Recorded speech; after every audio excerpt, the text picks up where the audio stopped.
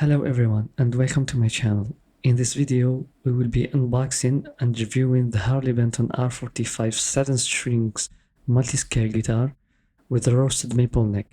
The guitar comes actually in two boxes. The first one is on my right, as you can see. I'm glad they've done that because I didn't like the way it was handled by the delivery guy in front of me, and I can only imagine how they handled it when no ice were on them. The first thing you will notice when you open the box is this green sticker that says, "In case of an emergency, rescue my guitar first," and quality inspection certificate by Thomann. And I'd like to mention that Harley Benton belongs to Thomann, so when I mention any of them, I will be referring to the same entity. Harley Benton did a great job on the packaging, placing thick pieces of foam on each side to absorb any damage. It was wrapped in a plastic bag and in a second foam bag. They also give you a free mono jack cable and a set of Allen keys, one to adjust the saddles on the bridge and the second to adjust the truss rod. The body is made of poplar, like a lot of people there on YouTube saying it's basswood. I checked on their website and no, it's poplar, it's not basswood. The color is greenish, at least to my eyes, or as they call it, flip-flop blue chameleon high gloss. Anyways, it changes color from green to blue depending on the angle of the light source. It has a strut shape, which means double cut, with a bolt-on neck, 4 bolts precisely. It's a little bit dusty, but this wouldn't be a problem. The finish is quite good. You can barely find any imperfection, and if you find one, you will easily forget about it. It comes with a roasted maple neck and fingerboard with offset dots. The neck profile is D-shape, which is so comfy to play with. Same color headstock as the body, with Harley Benton basic tuners, a new bone nut, and a dual action truss rod. The action is so high on this guitar, but it's no big deal. We will be fixing this issue later on in this video. The body shape is so smooth and it's lightweight guitar, so when you are playing it, either standing up or sitting on a chair, it doesn't poke you or make you feel tired when you play for so long. Also, the fretwork is perfect with no sharp edges and without friction noise when you bend the strings. The bridge is a bit different than the usual normal scale guitars. It has a set of saddles that can be adjusted individually, which means you can set each string action accordingly. It has 3-way pickup selector switch, a tone knob, and 1 volume knob. The scale length on the lowest string is 25.5 inches and 27 on the highest one, or 648 to 686 millimeters. When it comes to the pickups, they have 9 millimeters length. When it comes to the pickup selector, some people prefer it a bit to the left, some bit to the right. Personally, I prefer it right there because I don't like accidentally hitting the selector when I'm playing some chords. And as I mentioned before, the finish on the frets is amazing. It's quite remarkable, and there is no friction sound of the strings on the frets. Later on, I started fixing the action. I like the idea of adjusting each string individually, thing that I don't have necessarily on my other guitars, and it's always annoying being forced to live with high action just cause one single string is buzzing. So the way I dealt with it is by lowering the saddle until I get a fret buzz, then raise it slightly to get rid of the buzz, and this is as low as it gets. Luckily, I didn't have to touch the truss rod, and this can be a sign that the guitar was well built and also that it didn't stay for long in the storage. Or maybe the neck is made of roasted maple. I don't know honestly. Once finished, I let you guys now see the final results. I'm pretty sure my English teacher would be upset if he sees this video, because once he said that we shouldn't say finished, but we should say once done. The next step was to set the intonation of each string. The 4 lowest strings, I didn't have to make some big adjustments. Some strings I didn't touch at all, but it was slightly not right on the 3 highest ones. So if you think when you get this guitar you're gonna plug it in right away and start jamming, I don't think it's a good idea. And make sure you have some extra tools like screwdriver. So far everything is alright, but soon the real issues started to appear. And you guessed it, with the pickups.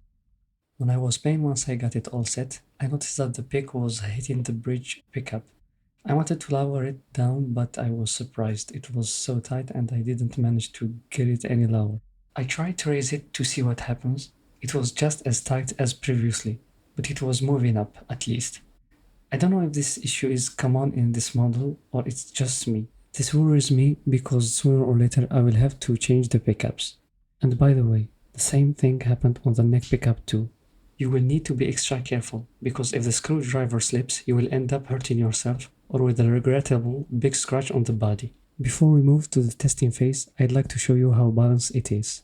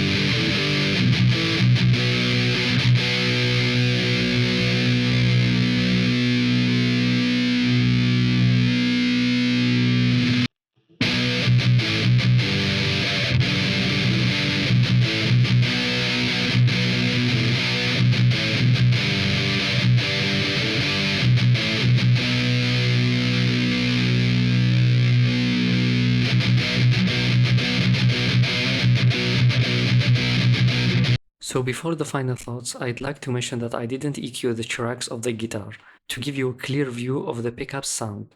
But I boosted the output because it was so low. Also, these are both passive humbuckers advertised as high output. To begin with, the neck pickup is just okay in the clean tone. The bridge one is so bad, lacking too much on the high end. You can make up for this when you put it in the middle position, but I don't see the point of doing that. When it comes to the distortion, both pickups are muddy, feeling saturated, lacking a lot on the high end, too much low end, but you can work around that by using a high pass filter and boost the high end a bit if you are not willing to change the pickups anytime soon. Finally, and trust me on this, just order a new set of strings with a higher gauge like 10 to 59 if you are not willing to play in standard on a 7 strings guitar all the time. If you guys like the video, hit the like and the subscribe button. If you got any question or want to share anything related, don't hesitate to comment below. And thank you guys for watching.